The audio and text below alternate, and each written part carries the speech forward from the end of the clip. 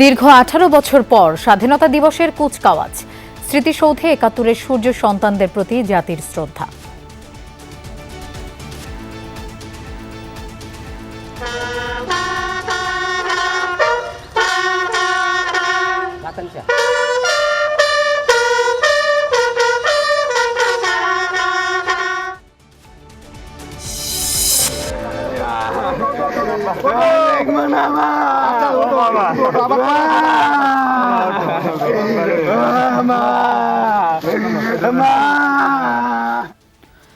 পদ্মা নদীতে যাত্রীবাহী বাসডুবির ঘটনায় নিহতদের বাড়িতে শোকের মাতম। উদ্ধার ২৬ মরদেহের মধ্যে ২৩টি স্বজনদের কাছে হস্তান্তর, কয়েকজনের দাফন সম্পন্ন। লাশ এখানে আমার প্রতিনিধিরা, আমরা তো আসতে আমার সময় লাগেছে অনেক। আমার প্রতিদিকে লাশ দেখেছে আগেই, লাশ হ্যান্ড ওভার হয়েছে দুইটাই। ঢাকাবাসী অত্যন্ত শোকাহত এবং মর্মাহত যে আমাদের হাসি আপা আমাদের প্রায় সমবয়সী এবং অত্যন্ত ভালো মানুষ ছিলেন। দুদকের মামলায় গ্রেফতার ডিজিএফআই এর সাবেক মহাপরিচালক শেখ মামুন খালেদকে প্রাথমিক জিজ্ঞাসাবাদ নেওয়া হচ্ছে ঢাকার সিএমএম আদালতে।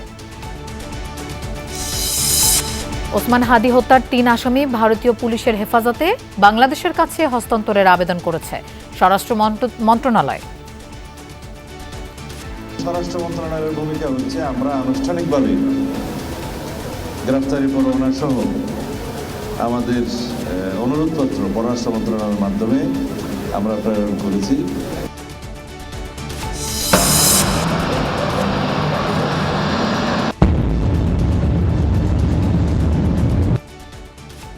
পাল্টাপাল্টি হামলায় এখনও অগ্নিগর্ভ মধ্যপ্রাচ্য। ইরানের নীতি নির্ধারণে মূল ভূমিকায় বিপ্লবী গার্ড বাহিনী, তথ্য আন্তর্জাতিক গণমাধ্যমের।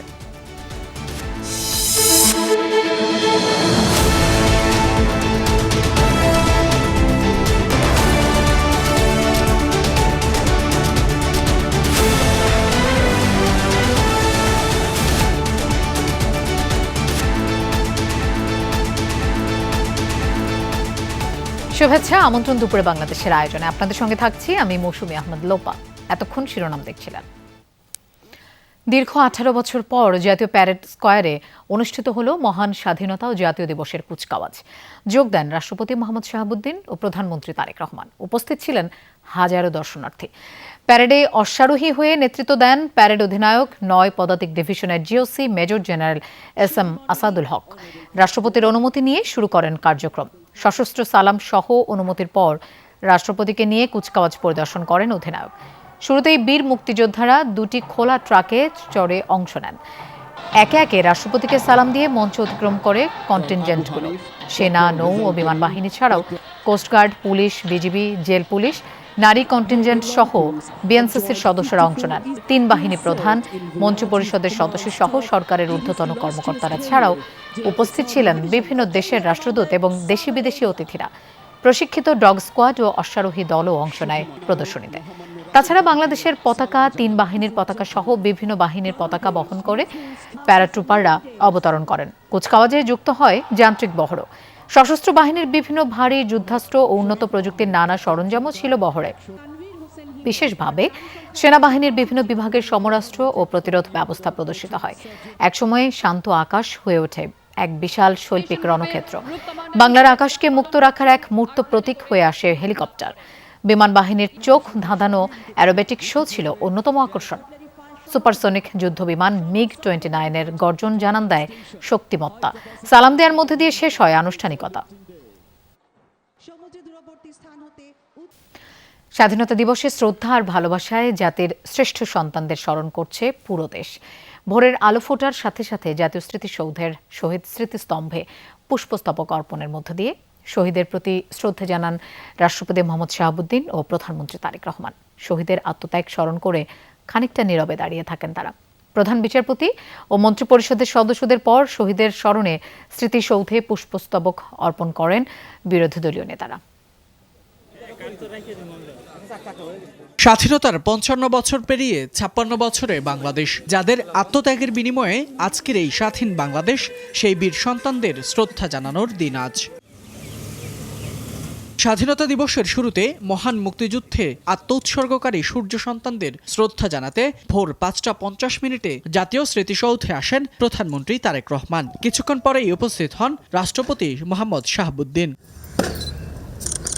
ভোর 6টায় গভীর শ্রদ্ধা, নীরব অভিবাদন এবং পুষ্পস্তবক অর্পণের মধ্য দিয়ে রাষ্ট্রপতি মোহাম্মদ শাহাবুদ্দিন ও প্রধানমন্ত্রী তারেক রহমান স্মরণ করেন জাতির শ্রেষ্ঠ সন্তানদের। এ সময় কিছুক্ষণ নীরবে দাঁড়িয়ে থাকেন রাষ্ট্রপতি ও প্রধানমন্ত্রী। বিউগলে বেজে ওঠে করুণ সুর।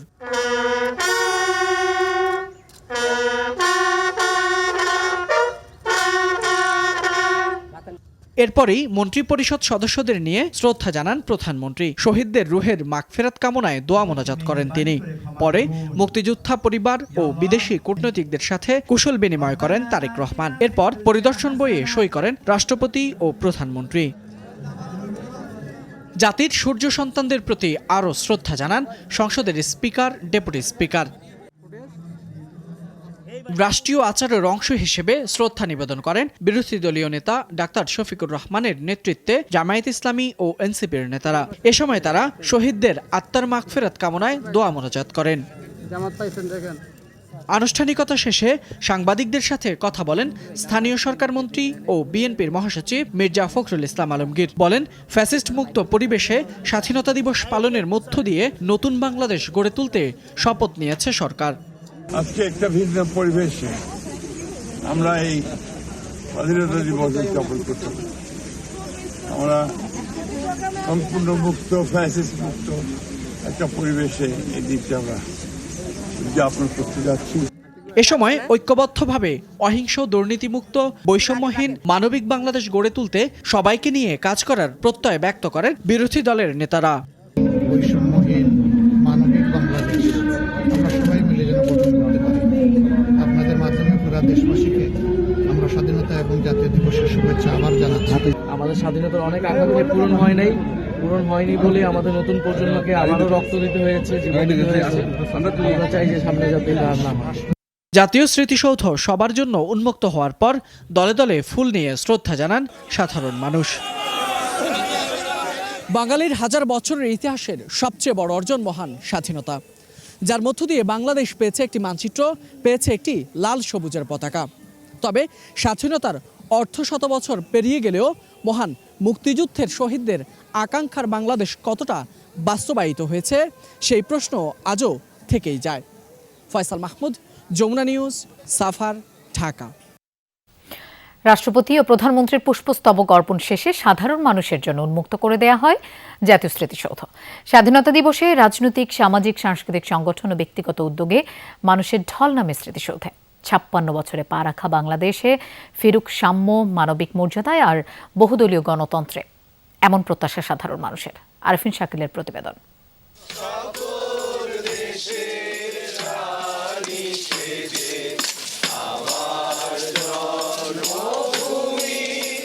আমার জন্মভূমি, আমার দেশ, আমার স্বাধীনতা। রক্তে ভেজা সেই স্বাধীনতার অর্জন, এই মানচিত্র, এই পতাকা। ফাগুন শেষে রক্তরাঙা 26শে মার্চ।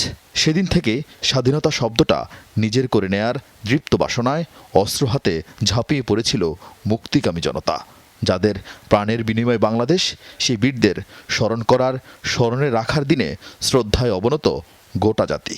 সকল শহীদদের প্রতি সম্মান জানাতে এখানে এসেছি। মুক্তির সশস্ত্র যুদ্ধে অর্জিত স্বাধীনতার স্বাদ এক একজনের কাছে এক এক রকম। যেমন প্রখ্যাঘাতগ্রস্ত এই মানুষগুলোর কাছে নিজের পায়ে দাঁড়ানোই স্বাধীনতা, নারীর কাছে নিরাপত্তা। একটু হাঁটতে পারলে এটাই স্বাধীনতা উপলব্ধি করব। স্বাধীনতা মানে হচ্ছিল নিজের স্বাধীনভাবে চলাফেরা করতে পারবো, ভয় দ্বিধা ছাড়া একটা জায়গায় বসবাস করছে বা একটা দেশের মধ্যে অবস্থান করছে। তো আমি মনে করি এইটাই স্বাধীনতা। 55 পেরিয়ে 56তে পা স্বাধীন বাংলাদেশের, যাদের লড়াইয়ে, ত্যাগে, বিসর্জনে এই গৌরবময় অর্জন, তাদের শ্রদ্ধা জানাতে স্মৃতিসৌধে আসে সব শ্রেণী পেশার মানুষ। কপালে, গায়ে লাল সবুজের বেশ আর কণ্ঠে প্রত্যাশা, এবার এগিয়ে যাওয়ার পালা। জনগণ বাংলাদেশে সবাই যেন স্বাধীনতার স্বাদ উপভোগ করতে পারে। এখানে দুর্নীতি থাকবে না, ঘুষ থাকবে না, স্বজনপ্রীতি থাকবে না, একটা সুশাসন প্রতিষ্ঠিত হবে। মুক্তিযুদ্ধকে ধারণ করেই আমার এই দেশকে আগে ভালোবাসতে হবে। আমরা সুশৃঙ্খল দেশ চাই। যাদের হাত ধরে, যাদের আত্মত্যাগের বিনিময়ে দেশ স্বাধীন হয়েছে, মুক্তিযোদ্ধাদের সম্মান সর্বোচ্চ পর্যায়ে থাকুক। বিনা বাধায় যাতে আমরা চলতে পারি, কথা বলতে পারি, লিখতে পারি।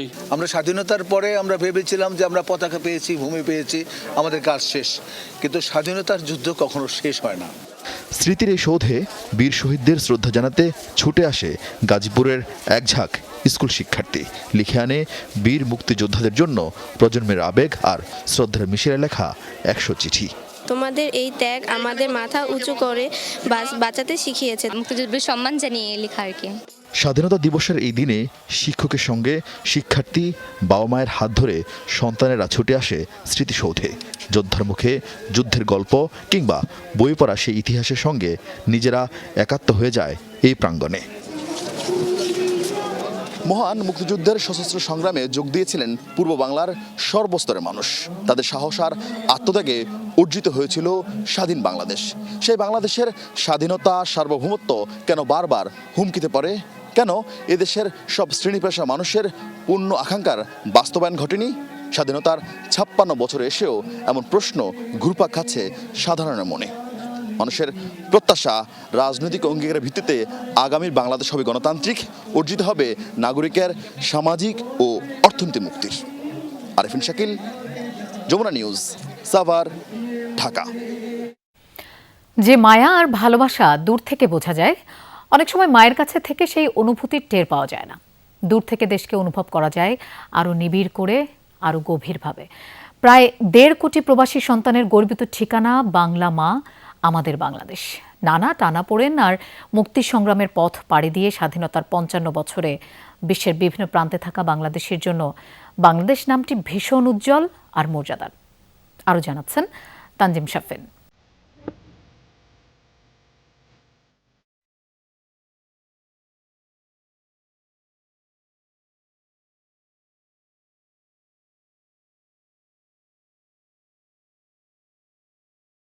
শাহজালাল বিমানবন্দরে একটি সাধারণ দুপুর, কিন্তু এখানে প্রতিদিনই জন্ম নেয় কিছু অসাধারণ মুহূর্ত।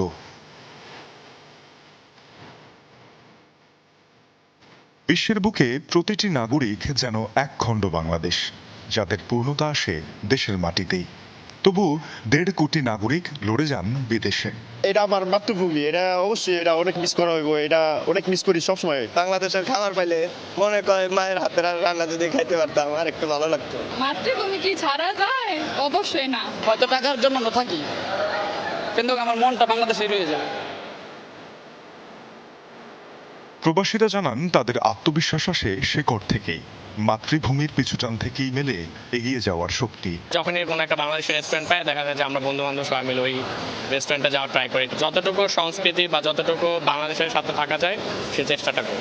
আমি ওখানে ক্ষণিকের জন্য গেছি, হয়তো 8 বছর আছে, 2 বছর 4 বছর থাকলাম। আমরা বাংলাদেশকে ভালোবাসি, বাংলাদেশে থাকতে মন চায়। পৃথিবীর বিভিন্ন প্রান্তে যে সকল বাংলাদেশি অভিবাসীরা দীর্ঘদিন ধরে আছেন, তারাও মনে করেন দীর্ঘ সংগ্রাম ও গণতান্ত্রিক উত্তরণে বাংলাদেশ এখন সারা বিশ্বের মানুষের কাছে সম্মানের। রেভলিউশন অনেক দেশে হয়েছে, কিন্তু রেভলিউশনের পরে আবার ফুললি ডেমোক্রেটিক একটা সিস্টেমে চলে যাওয়া with a fully democratic election, এটা কিন্তু খুব কম দেশ করতে পেরেছে। The fact that we have been able to do this shows who we are. So আসলে we are extremely proud of being Bangladeshis. Taxi driver আমাকে বলছে যে তোমাদের দেশের মানুষ ইংরেজিতে কথা বলতে পারো তোমরা। আর 2026 সালে আমি জানি আমার মাধ্যমে বা আমাদের মাধ্যমে অসংখ্য মানুষ বাংলাদেশ সম্পর্কে পজিটিভ এখানে একটা ইমপ্রেশন পাচ্ছে। তারা মনে করেন শ্রমিক ও প্রতিষ্ঠিত বাংলাদেশিদের একতা বাংলাদেশি জাতীয়তাকে আরো শক্তিশালী করতে পারে। আমার কলিগদের যেভাবে বাংলাদেশকে রিপ্রেজেন্ট করতে পারি, আমার যে শ্রমিক ভাই আছেন উনি কিন্তু এভাবে পারেন না। সো আমাদের মধ্যে যদি এই গ্যাপটা অনেক কমে যায়, তাহলে কিন্তু আমরা বাংলাদেশকে আরো অনেক বেশি ভাবে বিদেশের মাটিতে রিপ্রেজেন্ট করতে পারবো। আপনি এখানে যে কারোর সাথে কথা বলেন, আপনি একটা পেট্রোল পাম্পে যান, একটা রেস্টুরেন্টে যান, যে কোনো জায়গায় কথা বললে ওখানকার মালিকরা বলবে যে Bangladeshi workers are the best workers. They work extremely hard এবং তারা কখনোই কোনো ঝামেলা করে না, কখনো কোনো সিক ডেজ নেয় না। সো এইটা is the level of sacrifice that goes through. দেশের অগ্রযাত্রায় প্রবাসী এই সৈনিকদের চাওয়া ধারাবাহিক আর্থসামাজিক উন্নয়নের পাশাপাশি সমুন্নত থাকবে স্বাধীনতার মূল্যবোধ। তানজিম শাফিন, যমুনা নিউজ, ঢাকা। দর্শক, জাতীয় স্মৃতিসৌধে আছেন আমাদের সহকর্মী মাহফুজুর রহমান নিপু। আমরা তার কাছে যাচ্ছি। নিপু, এখন একদম ভর দুপুর, জাতির শ্রেষ্ঠ সন্তানদের শ্রদ্ধা জানাতে সর্বসাধারণ এখনো সমাগম করছেন কিনা?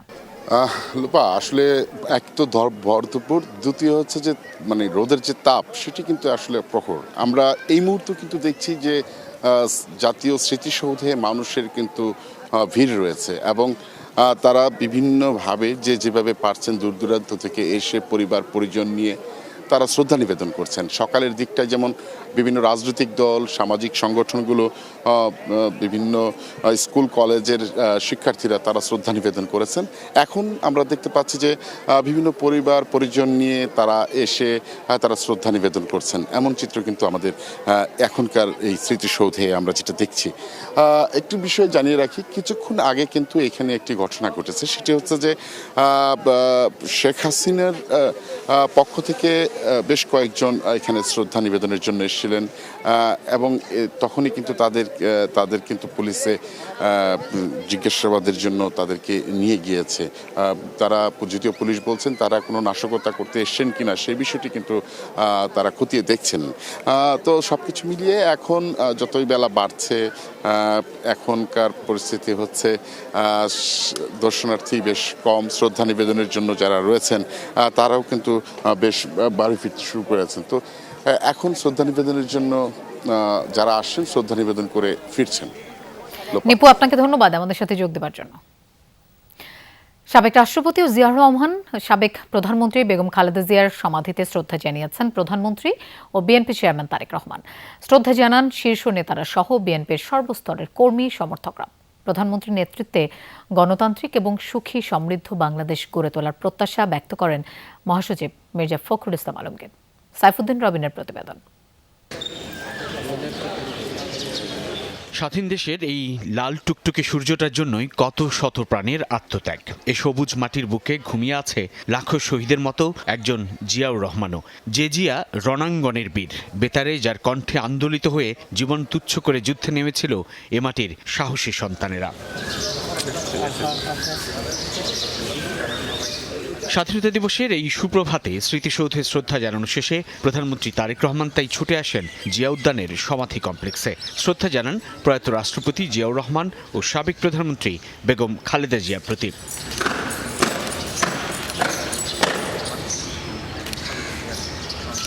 পরে মন্ত্রিসভার সদস্য ও দলের শীর্ষ নেতাদের নিয়েও পুষ্পস্তবক অর্পণ করেন প্রধানমন্ত্রী তারেক রহমান। বাবা মার রুহের মাগফিরাত কামনায় দোয়া ও মোনাজাতে অংশ নেন। এ সময় বিএনপি মহাসচিব ও স্থানীয় সরকার মন্ত্রী মির্জা ফখরুল ইসলাম আলমগীর বলেন, ফ্যাসিস্ট মুক্ত ভিন্ন প্রেক্ষাপটে এবারের স্বাধীনতা দিবস। দীর্ঘ 15-16 বছর ফ্যাসিস্টের যাতাকালে বাংলাদেশে যখন গণতন্ত্র ধ্বংস হয়ে গিয়েছিল, স্বাধীনতা বিপন্ন হয়ে পড়েছিল, তখন বাংলাদেশ জাতীয়তাবাদী দল জনগণকে সঙ্গে নিয়ে লড়াই করেছে, সংগ্রাম করেছে। প্রায় 60 লক্ষ মানুষের বিরুদ্ধে মিথ্যা মামলা হয়েছে, 20,000 মতো নেতাকর্মী তারা শহীদ হয়েছেন, প্রায় 1700 নেতাকর্মী গুম হয়ে গেছেন। বিএনপি মহাসচিব বলেন, সারা দেশের মানুষ প্রধানমন্ত্রী তারেক রহমানের নেতৃত্বে আগামীর বাংলাদেশ নিয়ে আশাবাদী। নতুন চিন্তা ভাবনা নিয়ে দেশকে গড়ে তুলবার কাজে লিপ্ত হয়েছেন। মাত্র 1 মাসের মধ্যেই তিনি তার নেতৃত্বে বাংলাদেশ অনেক দূরে এগিয়ে গেছে। এই নেতার নেতৃত্বে বাংলাদেশ অবশ্যই একটা গণতান্ত্রিক, সুখী, সমৃদ্ধ বাংলাদেশে পরিণত হবে, এই বিশ্বাস আমাদের সকলের আছে। পরে জিয়াউর রহমান ও খালেদা জিয়ার সমাধিতে শ্রদ্ধা জানাতে ঢল নামে দলের সর্বস্তরের নেতাকর্মীর। ঢাকা মহানগর উত্তর ও দক্ষিণ বিএনপির নেতাকর্মীরা শ্রদ্ধা জানান। পুষ্পস্তবক অর্পণ করে ছাত্রদল, যুবদল, কৃষক দল, স্বেচ্ছাসেবক দল সহ বিএনপির অঙ্গ সংগঠনের নেতাকর্মীরা। সমাধি কমপ্লেক্সের সামনে ড্যাবের পক্ষ থেকে ছিল স্বেচ্ছায় রক্তদান কর্মসূচি। সরকার গঠনের পর বিএনপি প্রথম স্বাধীনতা দিবস পেল, যে দিবসের দিনে দলটির প্রতিষ্ঠাতা জিয়াউর রহমানের সমাধিতে শ্রদ্ধা জানাতে সর্বস্তরের নেতাকর্মীদের ঢল। তারা বলছেন, এই জিয়ার ডাকেই দীর্ঘদিনের স্বাধীনতার নেশায় উন্মুখ গোটা জাতি সশস্ত্র সংগ্রামে নেমে এসেছিল, যে সংগ্রামের পথ ধরেই স্বাধীন বাংলাদেশের অভ্যুদয়। কিন্তু যে মুক্তির আকাঙ্ক্ষা নিয়ে কিংবা যে স্বাধীনতার চেতনা নিয়ে যুদ্ধ করেছিল সাহসী বীরেরা, তার পুরোপুরি প্রাপ্তি মেলেনি এখনও। এই নেতাকর্মীরা বলছে, নতুন নির্বাচিত রাজনৈতিক সরকার আগামী বাংলাদেশে মুক্তি দেবে শোষণ বঞ্চনার ইতিহাসের কিংবা নিপীড়ন নির্যাতনের, এবং দেশকে গড়ে তুলবে গণতান্ত্রিক, আর হবে ফসলের সুষম বন্টন। সাইফুদ্দিন রবিন, যমুনা নিউজ, ঢাকা। রাজবাড়ীর দৌলতদিয়ায় পদ্মা নদীতে যাত্রীবাহী বাসডুবির ঘটনায় এখন পর্যন্ত ২৬ জনের লাশ উদ্ধার করা হয়েছে। পরিবারের কাছে ২৩ জনের মরদেহ হস্তান্তর করা হয়েছে। সাময়িকভাবে বন্ধ ঘোষণা করা হয়েছে উদ্ধার অভিযান, তবে কারো নিখোঁজ হওয়ার খবর মিললে আবারও তল্লাশি শুরুর কথা জানিয়েছেন ফরিদপুর ফায়ার সার্ভিসের সহকারী পরিচালক মোহাম্মদ বেলাল উদ্দিন। বুধবার বিকেলে রাজবাড়ীর দৌলতদিয়া ঘাটে ফেরিতে ওঠার সময় যাত্রী সহ পন্টন থেকে পড়ে মুহূর্তেই তলিয়ে যায় সৌহার্দ্য পরিবহনের যাত্রীবাহী একটি বাস। তাৎক্ষণিকভাবে কয়েকজন ভেসে উঠতে পারলেও বেশিরভাগ যাত্রী ডুবে যান। প্রায় ৬ ঘন্টার রুদ্ধশ্বাস অভিযানে বাসটি উদ্ধার করা হয়। একে একে উদ্ধার করা হয় মরদেহ। প্রত্যক্ষদর্শীদের মতে বাসে যাত্রী ছিল ৪০ থেকে ৪৫ জন। ফেরিতে ওঠার আগে কয়েকজন নিচে নামলেও বাকিরা ছিলেন ভেতর। দুর্ঘটনার কারণ জানতে রাজবাড়ীর অতিরিক্ত জেলা ম্যাজিস্ট্রেট এবং নৌ পরিবহন মন্ত্রণালয়ের অতিরিক্ত সচিবের নেতৃত্বে আলাদা দুটি তদন্ত কমিটি গঠন করা হয়েছে। আমরা লাশগুলো দাফন করার জন্য জেলা প্রশাসন থেকে একটা আমরা ২৫,০০০ টাকা করে শুধুমাত্র দাফন করার জন্য, আর ইনস্ট্যান্ট মানে একেবারে প্রাথমিকভাবে আহত কেউ থাকলে তাকে ১৫,০০০ টাকা করে সহায়তা দেওয়া হবে। যারা নিখোঁজ আছেন তারা স্থানীয় টিওন অফিস আছেন, কারণ বিভিন্ন থানার যাত্রী সাধারণ ছিলেন বাসের মধ্যে। তারা যদি টিওন অফিসে যোগাযোগ করেন তাহলেও আমরা সেটি নথিভুক্ত করব। আমাদের ডিসি সাহেবের সাথে যোগাযোগ করলে কিংবা এসপি সাহেবের সাথে যোগাযোগ করলে আমরা সার্বক্ষণিক এইটার সাথে আমরা আছি। এদিকে দৌলতদিয়ায় পদ্মা নদীতে যাত্রীবাহী বাসডুবির ঘটনায় নিহতদের বাড়িতে শোকের মাতম চলছে। স্বজন হারানোদের কান্নায় ভারী হয়ে উঠেছে পরিবেশ। তাদের সান্ত্বনা জানাতে ভিড় জমিয়েছেন প্রতিবেশী ও পরিচিত জনরা। দুর্ঘটনায় নিহতদের মধ্যে ৪ জনের বাড়ি কুষ্টিয়ায়। পৌর এলাকার মর্জিনা খাতুনের জানাজা শেষে সকালে জুগিয়া গোরস্থানে দাফন করা হয়। ঢাকায় বসবাসরত চিকিৎসক মেয়ের বাসায় যাওয়ার জন্য রওনা হয়েছিলেন পল্লী বিদ্যুতের বিলিং সুপারভাইজার মর্জিনা খাতুন। দুর্ঘটনায় নিহত খোকসার বাসিন্দা আয়েশা সিদ্দিকার জানাজা শেষে সকালে পারিবারিক কবরস্থানে দাফন করা হয়। একই উপজেলার শিশু ইসরাফিল ও রাজীব বিশ্বাসের শেষকৃত্য ও দাফনের প্রস্তুতি চলছে। উনি অফিস শেষ করে ওনার দুটো মেয়ে ঢাকাতে থাকে, সেই ঢাকার ওনার মেয়ের বাসায় যাচ্ছিল। এলাকাবাসী খুব শোকাহত এবং এলাকাবাসী তার জন্য দোয়া করি। দর্শক, এ ব্যাপারে আমরা আরও জানবো। রাজবাড়ী থেকে আমাদের সাথে যোগ দিচ্ছেন সহকর্মী BM খোরশেদ। নিহতদের বেশিরভাগের বাড়ি তো রাজবাড়ীতে, তাদের জানাজা এবং দাফন সম্পর্কে একটু জানতে চাই।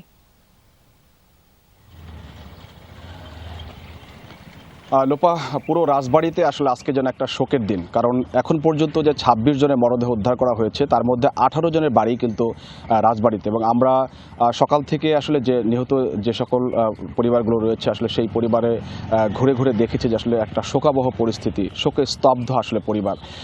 আমি এই মুহূর্তে যে জায়গাটিতে রয়েছি রাজবাড়ির ভবানীপুর এলাকায়। এইখানে স্বাস্থ্য সহকারী অবসরপ্রাপ্ত রেহেনা আক্তার, তার ছেলে জাহাঙ্গীরনগর বিশ্ববিদ্যালয়ের অর্থনীতি বিভাগের ছাত্র রায়ান এবং তার 7 বছরের নাতি তাজবিন এই দুর্ঘটনায় কিন্তু আসলে নিহত হয়েছেন।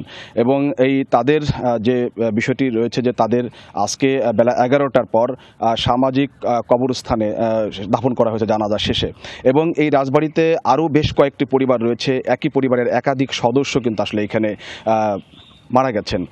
এর মধ্যে ছেলে এবং মা এবং মেয়ে এরকম কিন্তু অসংখ্য পরিবার। তবে আমরা যে পরিবারটিতে এখন রয়েছি, এই যে জাহাঙ্গীরনগর বিশ্ববিদ্যালয়ের যে মেধাবী শিক্ষার্থী, অর্থনীতি বিভাগের শিক্ষার্থী রায়ান, তিনি কিন্তু একজন বিতার্কিক ছিলেন এবং খুবই মেধাবী শিক্ষার্থী ছিলেন। তার সবাই জাহাঙ্গীরনগর বিশ্ববিদ্যালয় থেকে তার যে সহপাঠীরা এসেছেন, শিক্ষকরা এসেছেন, আশপাশে তার যে বন্ধুবান্ধব তারা এসেছেন, সবাই আসলে শোকে স্তব্ধ পুরো এলাকা। এবং তারা এবং আরও যে দুটি পরিবারের কথা বললাম তাদের আসলে দুপুরে জানাজা শেষে তাদের কবরস্থান দাফন করা হবে। লোপা। খোরশেদ, আপনাকে ধন্যবাদ আমাদের সাথে যোগ দেবার জন্য। মহান স্বাধীনতা ও জাতীয় দিবসে তোপধ্বনির মাধ্যমে দেশের সূর্য সন্তানদের শ্রদ্ধা জানিয়েছে সশস্ত্র বাহিনী। সূর্যোদয়ের পরপরই জাতীয় প্যারেড স্কোয়ারে ৩১ বার তোপধ্বনি দেওয়া হয়, গান স্যালিউট প্রদর্শন করা হয় স্বাধীনতা যুদ্ধে নিহত বীর শহীদের প্রতি। এর মাধ্যমে ৫৬তম স্বাধীনতা দিবসের কর্মসূচির উদ্বোধন করা হয়। সকালে তেজগাঁও পুরনো বিমানবন্দর এলাকায় জাতীয় প্যারেড স্কোয়ারে বাংলাদেশ সেনাবাহিনীর আয়োজনে এই তোপধ্বনি করা হয়।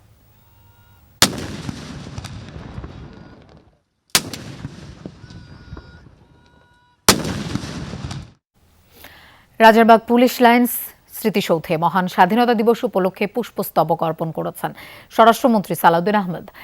সকাল 7:30টায় মুক্তিযুদ্ধে শহীদ পুলিশ সদস্যদের প্রতি শ্রদ্ধা জানান তিনি। বিয়োগলের সুরে বীর সন্তানদের স্মরণ করা হয়। এ সময় স্বরাষ্ট্রমন্ত্রী সহ উপস্থিত পুলিশ কর্মকর্তারা কিছুক্ষণ নীরবে দাঁড়িয়ে থাকেন। এরপর শ্রদ্ধা জানান পুলিশ মহাপরিদর্শক মোহাম্মদ আলী হোসেন ফকির, শ্রদ্ধা জানান জেএমপি কমিশনার মোহাম্মদ সরওয়ার।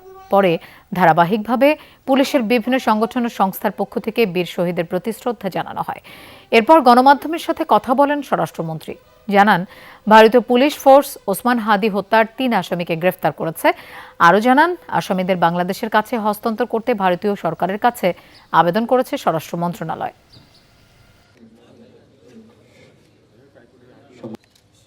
শহীদ ওসমান হাদি হত্যার সাথে যারা অভিযুক্ত তদন্ত কার্যক্রম চলছে। স্বরাষ্ট্র মন্ত্রণালয়ের ভূমিকা হচ্ছে আমরা আনুষ্ঠানিকভাবে গ্রেফতারি পরোয়ানা সহ আমাদের অনুরোধপত্র পররাষ্ট্র মন্ত্রণালয়ের মাধ্যমে আমরা প্রেরণ করেছি, যাতে এক্সট্রাডিশন চুক্তি অনুসারে সেই সমস্ত আসামিকে আইন মাফিক বাংলাদেশের কাছে হস্তান্তর করা হয়। প্রতিরক্ষা গোয়েন্দা মহাপরিদপ্তরের ডিজিএফআই এর সাবেক মহাপরিচালক অবসরপ্রাপ্ত লেফটেন্যান্ট জেনারেল শেখ মামুন খালেদকে নেওয়া হচ্ছে আদালতে। সেখানে আছেন আমাদের সহকর্মী রাব্বি হোসেন। আমরা তার কাছে যাচ্ছি। রাব্বি, কোন কোন মামলায় তাকে গ্রেফতার দেখানো হয়েছে, পুলিশ কতদিনের রিমান্ড চাইতে পারে, একটু বিস্তারিত জানতে চাই।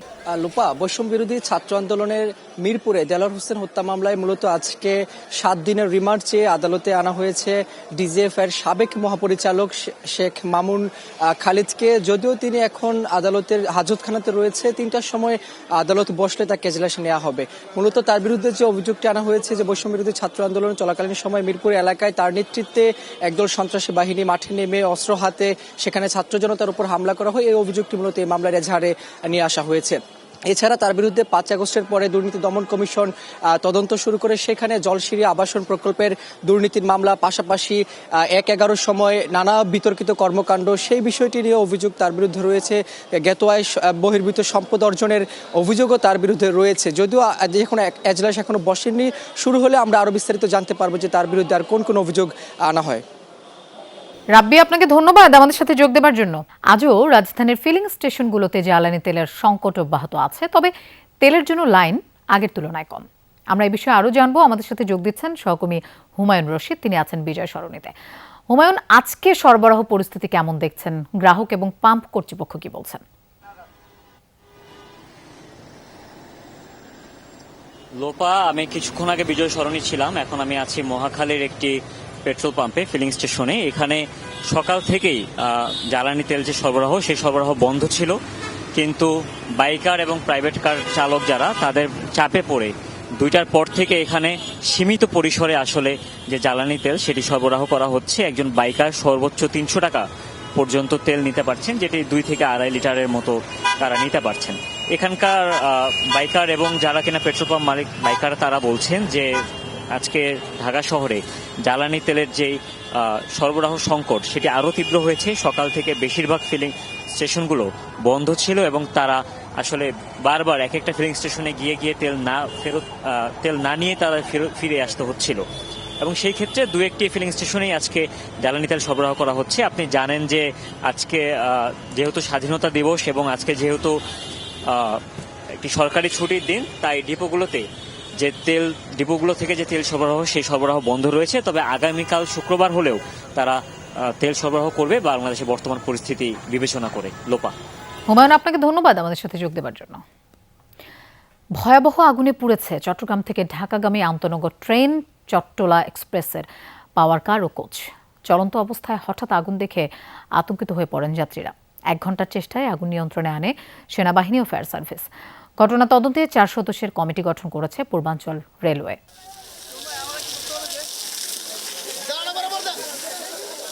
এভাবেই ভয়াবহ আগুনে পুড়তে থাকে ঢাকাগামী চট্টলা এক্সপ্রেস ট্রেন। আগুনের তীব্রতায় মুহূর্তেই পুড়ে যায় ট্রেনটির পাওয়ার কার ও একটি বগি। ভেতরের সবকিছু পুড়ে ছাই হয়ে যায়। ভোর 6:30টায় চট্টগ্রাম রেল স্টেশন থেকে ঢাকার উদ্দেশ্যে ছেড়ে যায় চট্টলা এক্সপ্রেস। কিন্তু কিছু দূর এগোতেই বাধে বিপত্তি। ভাটিয়ারি বিএম গেট এলাকায় পৌঁছানোর পর পাওয়ার কারে দাউ দাউ করে আগুন জ্বলে ওঠে। দেখতে দেখতে তা ভয়াবহ রূপ নেয় এবং ছড়িয়ে পড়ে পাশের বগিতে। ধোঁয়ার আগুন দেখে আতঙ্কিত যাত্রীদের অনেকে প্রাণ বাঁচাতে দ্রুত নেমে যান ট্রেন থেকে। এসি বগিতে আসার পর হঠাৎ করে মনে হলো যেন ধোঁয়া আসতেছে। তাড়াতাড়ি দৌড়ায় এসে দেখি যে পুরা পাওয়ার কার ধোঁয়ায় অন্ধকার হয়ে গেছে। আগুন নিয়ন্ত্রণের বাইরে ছিল কোবারে, মানে বলার বাইরে। সবাই আতঙ্কিত হয়ে গেছে। এখানে যাত্রীরা অনেক ভয় পাইছিল। ওনারা যে দিক দিয়ে পাচ্ছে ওদিকে ছুটাছুটি করতেছিল। এখন ধরে হচ্ছে ধোঁয়া আসতেছিল, তো আর এসি বগি তো প্রপারলি বোঝা যাচ্ছিল না। যে বগিতে আগুন লেগেছে তার পিছনের বগিতে ছিলাম। হঠাৎ করে মানে গন্ধ পেলাম, তো পরে তাড়াতাড়ি করে নেমে গেছি। গিয়ে নেমে দেখেছি অনেক আগুন। প্রথমে স্থানীয়রা ছুটে এসে আগুন নিয়ন্ত্রণের প্রাথমিক চেষ্টা চালান। পরে যোগ দেয় সেনাবাহিনী ও ফায়ার সার্ভিসের একাধিক টিম। তবে আগুনের সূত্রপাত কিভাবে সে সম্পর্কে নিশ্চিত নন কেউ। এই ফৌজদারহাট থেকে আগুনটা লাগছে, বেশি না অল্প। ওইখান থেকে আমি গেটম্যানেরও ফোন দিছি, ভাই ট্রেনে আগুন লাগছে। এখান থেকে এখানে এসি বগি ঘুম, যখন আগুন লাগছে এখন আমরা দূরে দূরে করতেছি। সবাই বলতেছে যে আগুন লাগছে আগুন লাগছে। পুরো আকাশ ধোঁয়া আচ্ছন্ন হয়ে গেছে, এখানে এরকম আগুন ধরছে। যে তাড়াতাড়ি বাইরে আগুন লাগছে, পরে দেখি যে আস্তে আস্তে নিচে থেকে দাদা করে আগুন জ্বলতেছে। বাসা থেকে আসে দেখে আগুন জ্বলে আস্তে আস্তে, পরে আসে মাটি মুটির পানি পুনি দিয়ে পরে নিয়ন্ত্রণ করা হয়েছে। প্রায় 1 ঘন্টার চেষ্টায় আগুন নিয়ন্ত্রণে আসে। দ্রুত সময়ের মধ্যে যাত্রীদের নিরাপদে সরিয়ে নেয় হতাহত বা বড় ধরনের দুর্ঘটনা ঘটেনি। অগ্নিকাণ্ডের কারণ অনুসন্ধানে পূর্বাঞ্চল রেলওয়ের গঠিত 4 সদস্যের তদন্ত কমিটিকে 2 দিনের মধ্যে প্রতিবেদন জমা দিতে নির্দেশ দেওয়া হয়েছে। অলরেডি তদন্ত কমিটি করা হয়েছে। আমাদের কিভাবে ঘটনাটি ঘটেছে 4 সদস্য বিশিষ্ট কমিটি করা হয়েছে। ওরা 2 দিনের মধ্যে রিপোর্ট দিয়ে দেবে। আর আমাদের এখন হলো যে যেহেতু আগুন নিভে গেছে, দ্রুত আমরা ট্রেনটা চালাই দিব। কোনো হতাহতের খবর নাই, কারণ দুই পাশে 2টা বগি চলে গেছে। মধ্যের যে বগিটা এটা আসছিল, এটা মানে জনগণের সহায়তা, এখানে সেনাবাহিনীর সহযোগিতায় সবাই এখানে নেমে গেছে। আগুন নেভানোর পর বিকল্প উপায়ে ট্রেনটি ঢাকায় নেওয়া হয়। প্রায় 1 ঘন্টা বন্ধ থাকার পর স্বাভাবিক হয় ঢাকা চট্টগ্রাম রুটের ট্রেন চলাচল। শহীদুল সুমন, যমুনা নিউজ, চট্টগ্রাম। লাগাতার 26 দিনের মতো মধ্যপ্রাচ্যে অব্যাহত রয়েছে ইরান ইসরায়েল যুক্তরাষ্ট্র পাল্টাপাল্টি হামলা। বুধবারও মধ্য ও উত্তর ইসরায়েলের বিভিন্ন স্থান লক্ষ্য করে মিসাইল হামলা চালিয়েছে ইরান। আইআরজিসির দাবি, ইসরায়েলের 70টিরও বেশি লক্ষ্যে আঘাত এনেছে ক্ষেপণাস্ত্র। এর মধ্যে বন্দরনগরী হাইফা ও দিমানও রয়েছে। সাবাহারে একটি মার্কিন F-18 যুদ্ধ বিমানে আঘাত হানার দাবি করেছে তেহরান, যদিও তা অস্বীকার করেছে ওয়াশিংটন। জর্ডানের আল আজরাক বিমান ঘাঁটি, বাহরাইনের শেখ ইসা ও কুয়েতের 2টি ঘাঁটি লক্ষ্য করেও হামলা চালায় আইআরজিসি। ড্রোন ভূপাতিত করা হয় সৌদি আরব ও আমিরাতে। এদিকে ইরাকে মার্কিন ঘাঁটিগুলোতে হামলা অব্যাহত রেখেছে সেখানকার ইরানপন্থী সশস্ত্র গোষ্ঠীগুলো। দক্ষিণ ইরানে বন্দর আব্বাস বিমানবন্দরের কাছে একাধিক স্থানে হামলা চালিয়েছে যুক্তরাষ্ট্র। এই ঘটনার ভিডিও প্রকাশ করেছে সেন্ট্রাল কমান্ড। শীর্ষ সব নেতাকেই হত্যা করেছে ইসরায়েল যুক্তরাষ্ট্র। যে প্রশ্নটি সবচেয়ে বেশি ঘুরপাক খাচ্ছে সেটি হলো, বর্তমানে কে পরিচালনা করছে ইরানকে? কারণ এখনো জনসম্মুখে আসেননি সর্বোচ্চ নেতা মুজতাবা খামেনি। আন্তর্জাতিক গণমাধ্যমগুলোর দাবি, দেশটির বিপ্লবী গার্ড বাহিনী বা আইআরজিসি বর্তমানে সবচেয়ে প্রভাবশালী। সরকারের উচ্চ পদে সাবেক কমান্ডাররা আসেন। যুদ্ধ পরিচালনার পাশাপাশি কূটনৈতিক সিদ্ধান্তেও প্রভাব রয়েছে বাহিনীটির শীর্ষ কর্মকর্তাদের। 28 ফেব্রুয়ারি যুদ্ধের প্রথম দিনই সর্বোচ্চ নেতা আয়াতুল্লাহ আলী খামেনি সহ ইরানের বেশ কয়েকজন শীর্ষ নেতাকে হত্যা করেছে ইসরায়েল যুক্তরাষ্ট্র। প্রাণ হারিয়েছেন বিপ্লবী গার্ড বাহিনী আইআরজিসির অনেক শীর্ষ কমান্ডারও। প্রায় 1 মাসের যুদ্ধে হত্যার শিকার হয়েছেন আরও অনেক গুরুত্বপূর্ণ ব্যক্তিবর্গ। তবুও অটল আপোষহীন ইরান। যুদ্ধের মধ্যেই মুস্তাফা খামেনিকে নতুন সর্বোচ্চ নেতা নির্বাচিত করেছে দেশটি। শূন্যস্থান পূরণ হয়েছে অন্যদেরও। তবে প্রশ্ন উঠছে, ইরানকে এই মুহূর্তে নেতৃত্ব দিচ্ছে কে বা কারা? পশ্চিমা গণমাধ্যম বলছে, লোকচক্ষুর আড়ালে থাকা মুস্তাবা নন, গুরুত্বপূর্ণ সিদ্ধান্তগুলো নিচ্ছে মূলত আইআরজিসি। যুদ্ধ পরিচালনা থেকে কূটনৈতিক পদক্ষেপ সবকিছুতেই তাদের প্রভাব স্পষ্ট। বলা হচ্ছে, কয়েক স্তরের নেতৃত্ব কাঠামো থাকায় চলমান যুদ্ধে প্রধান সহ শীর্ষ কমান্ডাররা প্রাণ হারালেও আইআরজিসির ভেঙে পড়ার সম্ভাবনা কম। জীবিত থাকা কমান্ডারদের বেশিরভাগ ইরাক যুদ্ধে অংশ নেয়া প্রশিক্ষিত যোদ্ধা। বর্তমান আইআরজিসি প্রধান আহমেদ ভাহিদি কুদস ফোর্স পরিচালনার পাশাপাশি প্রতিরক্ষা মন্ত্রী হিসেবেও দায়িত্ব পালন করেছেন। আরেক প্রভাবশালী ব্যক্তিত্ব কুদস ফোর্স প্রধান ইসমাইল কানি। বর্তমানে প্রভাবশালীদের তালিকায় রয়েছে আইআরজিসির নেভাল হেড আলীরেজা তাংসিরিও, যার নেতৃত্বেই হরমুজ প্রণালী কার্যত বন্ধ। সরকারের শীর্ষ পদে থাকাদের মধ্যে বড় একটি অংশ আইআরজিসির সাবেক সদস্য। বর্তমানে সবচেয়ে আলোচিত নাম পার্লামেন্ট স্পিকার বাঘের কালিবাফ, যিনি একসময় ছিলেন বিপ্লবী গার্ডের কমান্ডার। এছাড়া শীর্ষ পদে থাকা কয়েকজন ব্যক্তিও রয়েছে নীতি নির্ধারকের তালিকায়। তাদের মধ্যে একজন দেশটির বিচার বিভাগের প্রধান গোলাম হোসেন মোহসেনি, যিনি একসময় ছিলেন গোয়েন্দা প্রধান। বলা হচ্ছে, ইরানের সরকার ব্যবস্থায় প্রেসিডেন্ট ততটা প্রভাবশালী না হলেও এখন গুরুত্বপূর্ণ চরিত্র মাসুদ পেজেশকিয়ান। এছাড়াও সুপ্রিম ন্যাশনাল সিকিউরিটির সাবেক প্রধান সায়েদ জলিলি, গার্ডিয়ান কাউন্সিল সদস্য আয়াতুল্লাহ আলী রেজাও বর্তমানে ইরানের প্রভাবশালী রাজনৈতিক ব্যক্তিত্ব। মোস্তফা মাহমুদ, যমুনা নিউজ। দর্শক, এই ছিল দুপুরে বাংলাদেশের আয়োজনে। এতক্ষণ সাথে থাকার জন্য ধন্যবাদ সবাইকে।